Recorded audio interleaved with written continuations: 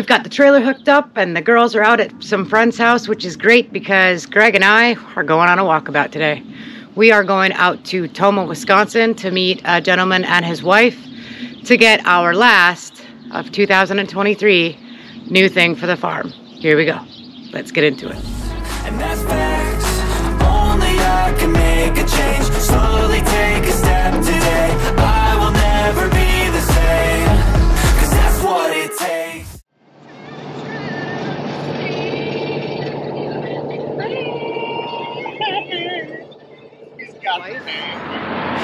How you doing, sir? Wonderful. Why don't you tell us a little bit about yourself and why we're here meeting? I'm Randy Redford from Cambridge, Wisconsin, born and raised. And we're here today to pass off a really nice young bull calf to you. What you're running are moderators? They are moderators. They're like this guy here. He's a 60% American Aberdeen over your standard, what I call your standard Angus. Yeah. Calving ease is great. The finished product you get on these animals is hands down. It's you can't produce beef for the money that we put into it. Yeah. Any other breed is your inputs are so low. People don't know that American Aberdeen was originally called lowline Angus, and that was a study in Australia where they isolated the small gene in Angus, or they're the pure form of Angus is what they are. Yep. But there's a smaller gene. There's no dwarf gene associated with this breed, and a lot less birth defects because of yes, that. yes. So they grow really fast. But like I said, ours are. This one here is 60%. Ours are all moderators right now. I like to keep a little more size. Some of your full blood Aberdeens can get a little on the small side. Yeah. But if you, like I said, if you have a little bit of a percentage of that, your standard Angus in there, you'll get the size you want. Your 1,000-pound steers, you can get all you. Depends on how long you keep them, 1,100. But your hanging weights are 500 to 600 pounds. Yeah, and we were just talking about how they're a little bit easier to finish off on grass. You guys do about 60 days of like a grain-fed base, but still have a lot of roughage, a lot of forage grass-wise for them to eat. So basically, you said you like 3 pounds, 3 pounds or so. About 2.5 to 3 pounds a day is what they'll get on a finish, but they finish out really good on grass. The majority of their life, that's what they're eating. So yeah, and then as far as what we're looking to do, we're looking to put this guy on our first calf heifers. So cabbies is a real big thing, and you know, for a lot of producers and things like that, cabbies seems to be an issue, especially with your first calf heifers and your second calf heifers. Yeah, that's what these animals are known for, is your calving ease. A lot of your commercial guys will put a bull, Aberdeen bull on their heifers, especially first calf heifers, and allows you to sleep at night. Do you see the future with the moderator cows kind of growing as far as like a commercial type, or where do you kind of see it going from your standpoint? As your inputs increase, costs increase, that's where people tend to turn for these, especially like on your first calf heifers. But yes, the industry is looking for efficiency, and if you want efficiency, you're going to go with this breed. That's what I know they're doing a big study down in Nebraska right now, trying to find just 1% increase in efficiency overall nationwide. And in order to do it, you're going to have to look at this type of breed to do it. Calves, efficiency, feed efficiency, growth rate. I mean, they pretty much got it all. Yeah, they do. They really do. They're easy on your pocketbook and easier on your fence line. That's nice. That right there is gold. Most efficient animal that I've come across. So how can people get in contact with you? Our home phone is 608-577-5998, and my wife, I don't know, there's another way you can get a hold of us. Where do you come on into? So contact is at Redford Farm, Facebook at Redford Farm Beef, or we're on Instagram at the same handle. And you can also reach us just through email at redfordfarmbeef@gmail.com.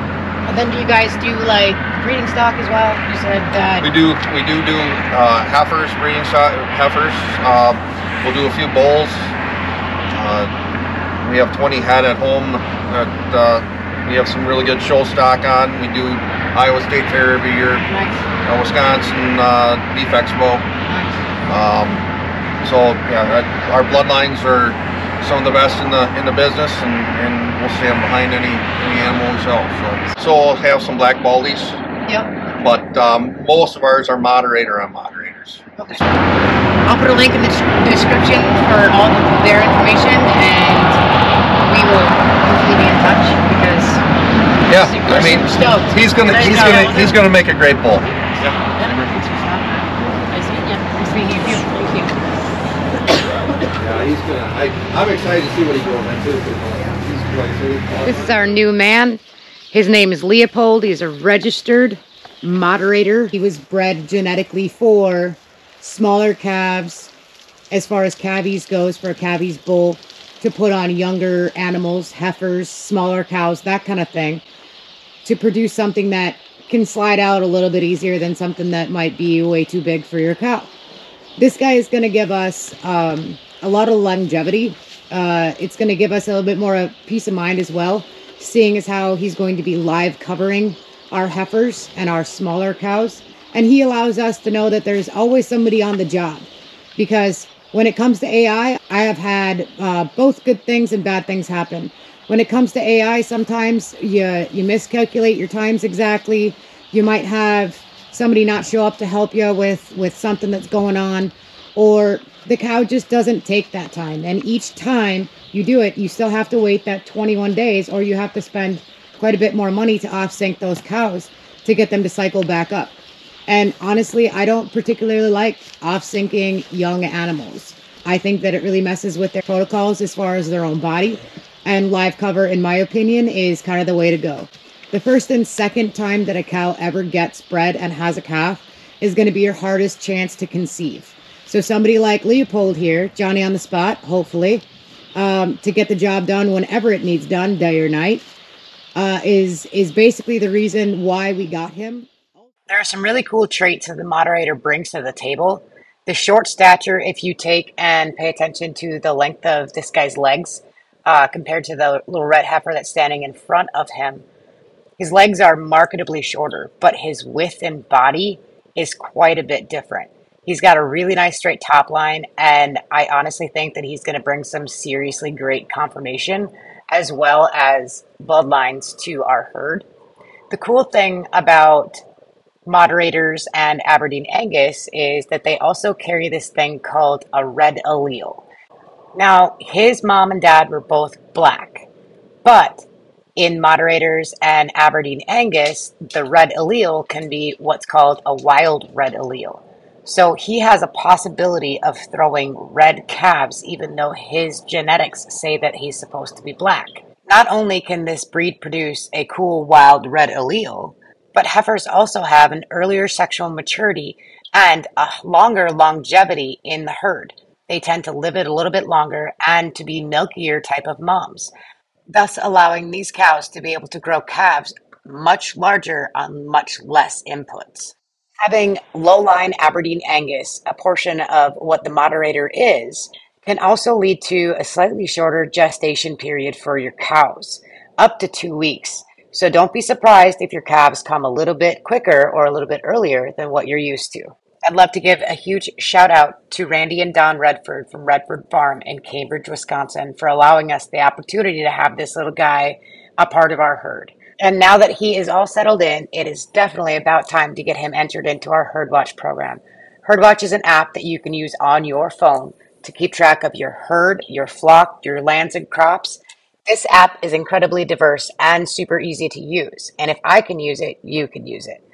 It allows you to not only track your birth dates of your expecting calves, your sales, and your feed costs, but also vaccination histories and protocols for your herd and individual cattle. So now that we got our little guy settled in, let's watch him grow, guys. Please hit the like and subscribe, leave a comment, and like always, we'll check you later. Only I can make a change, slowly take a